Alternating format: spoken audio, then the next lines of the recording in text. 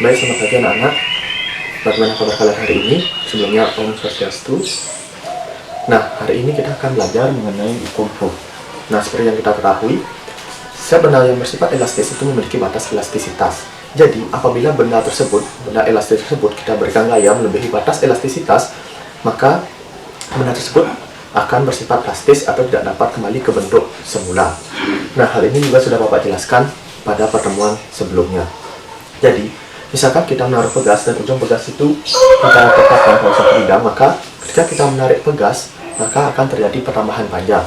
Dan apabila gaya tersebut kita bebaskan, maka pegas akan kembali ke bentuk semula. Nah, jadi dalam hal ini kembalinya pegas ke bentuk semula itu karena adanya gaya pemulih atau F pemulih. Nah, dalam hal ini Robert Hooke merumuskan bunyi dari hukum Hooke, di mana apabila gaya tarik yang diberikan tidak melebihi batas elastisitas, maka pertambahan panjang akan sebanding dengan gaya tariknya, sehingga dapat dirumuskan menjadi F sama dengan K dikali delta X. K ini adalah konstanta dan delta X ini adalah pertambahan panjangnya. Baik anak-anak, apakah kalian sudah paham mengenai dari bunyi hukum Hooke? Kalau sudah, Bapak akan lanjutkan ke materi berikutnya. Baik, selanjutnya kita akan bahas mengenai energi potensial pegas. Nah, energi potensial pegas adalah usaha yang dilakukan oleh gaya tarik pegas atau F Newton ketika pegas mengalami pertambahan panjang. Nah, jadi dalam hal ini energi potensial pegas dapat kita rumuskan menjadi EP sama dengan setengah K delta X kuadrat.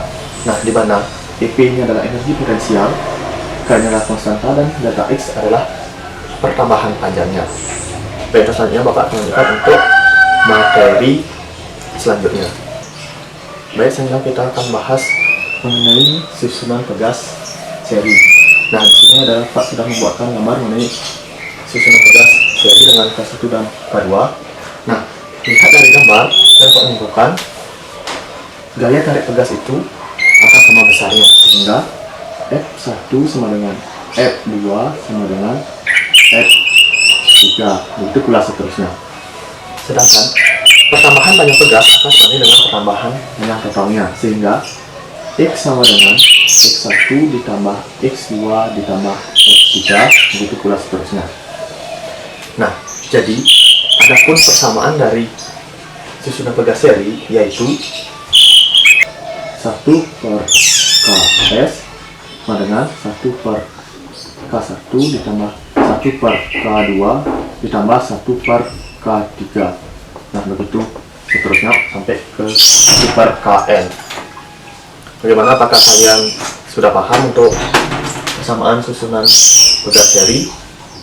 Jika sudah, Bapak akan lanjutkan untuk persamaan susunan pegas yang bersifat paralel.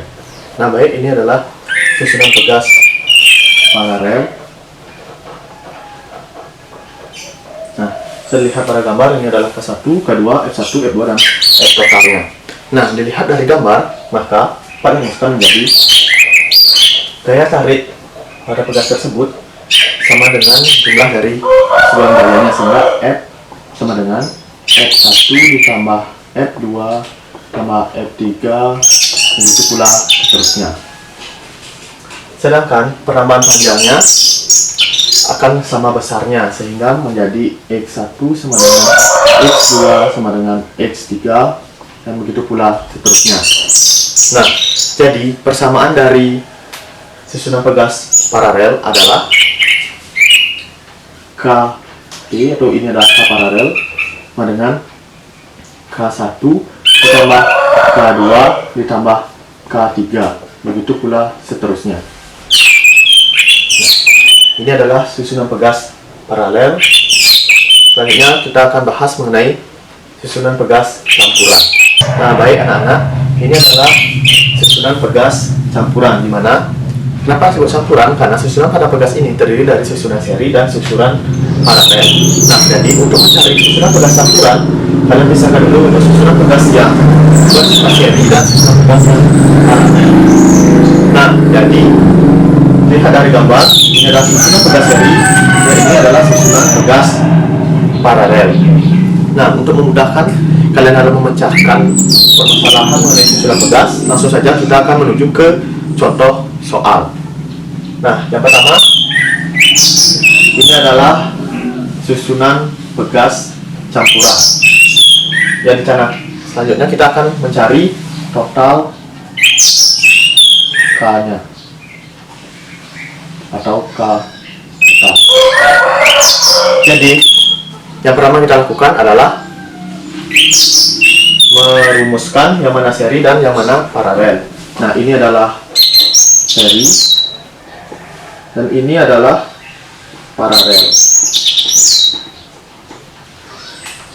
Selanjutnya kita mencari K dari paralel dulu, sehingga rumusnya KP sama dengan 2K ditambah 2K sama dengan 4K.